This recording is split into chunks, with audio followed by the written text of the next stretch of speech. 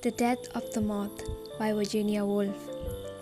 Moths that fly by day are not properly to be called moths. They do not exceed that pleasant sense of dark autumn nights and ivy blossom in which the commonest yellow underwing, asleep in the shadow of the curtain, never fails to arouse in us. They are hybrid creatures, neither gay like the butterflies nor somber like their own species. Nevertheless, the present specimen, with its narrow hay-colored wing, fringed with a tassel of the same color, seemed to be content with life.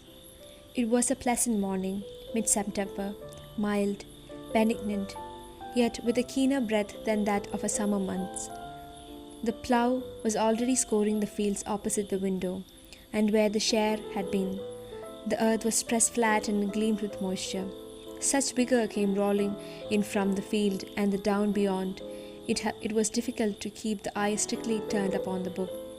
The rooks too were keeping one of their annual festivals, scoring round the tree tops until it looked as if a vast net with thousands of black knots in it had been cast upon into the air, which after a few moments sank slowly down upon the tree until every twig seemed to have a knot at the end of it.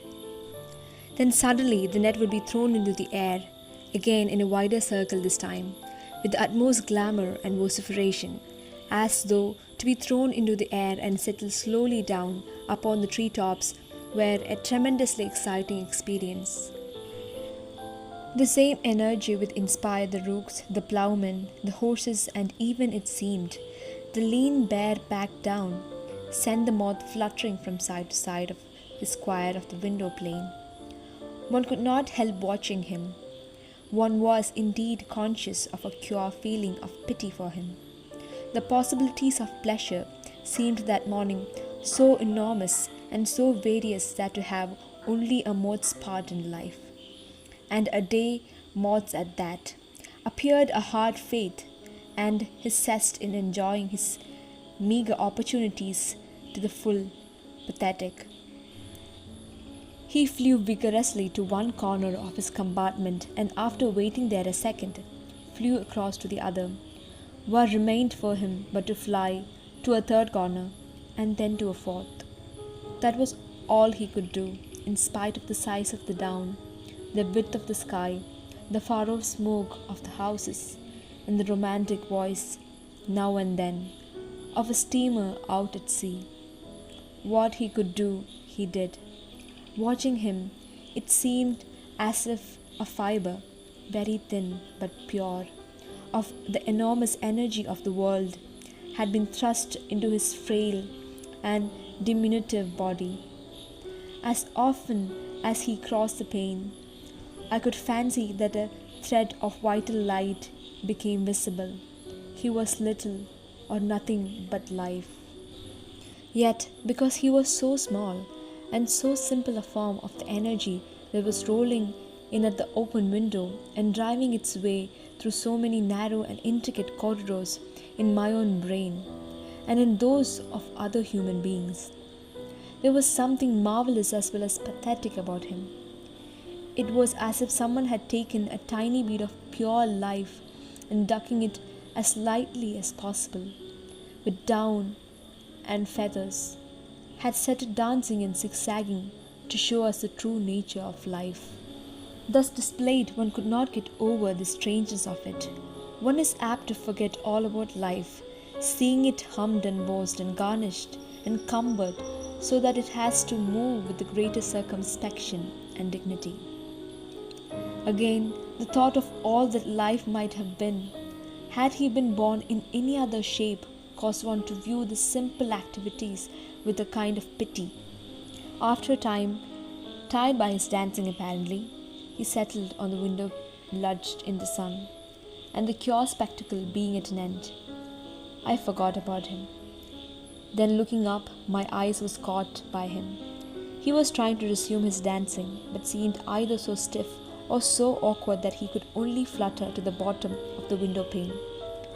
And when he tried to fly across it, he failed. Being intent on other matters, I watched these futile attempts for a time without thinking. Unconsciously, waiting for him to resume his flight, as one waits for a machine that has stopped momentarily to start again without considering the reason for his failure.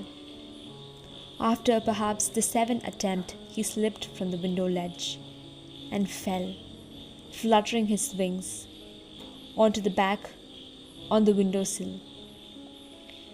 The helplessness of his attitude aroused me. It flashed upon me that he was in difficulties.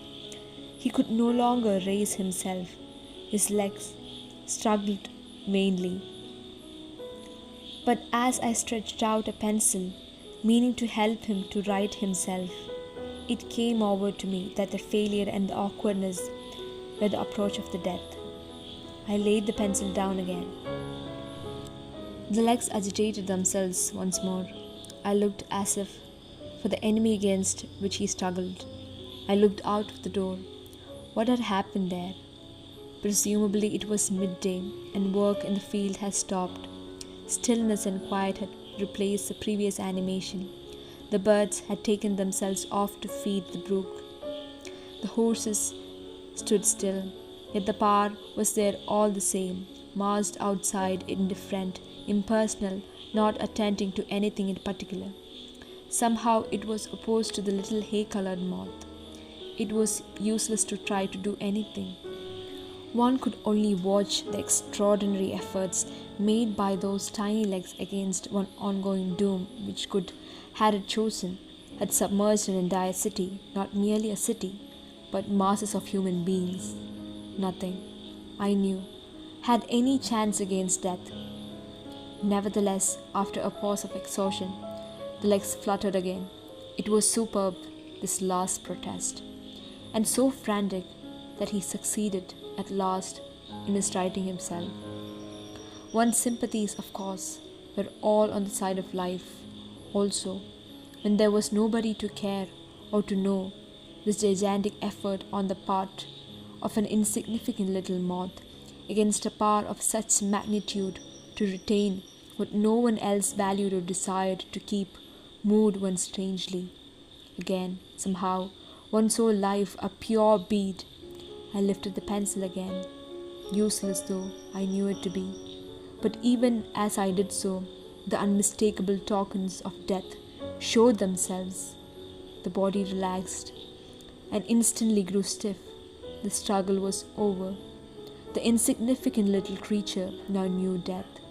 As I looked at the death moth, this minute wayside triumph of so great a force over so mean an antagonist filled me with wonder. Just as life had been strange a few minutes before, so death was now as strange. The moth, having righted himself, now lay most decently and uncomplainably composed. Oh yes, he seemed to say, death is stronger than I am.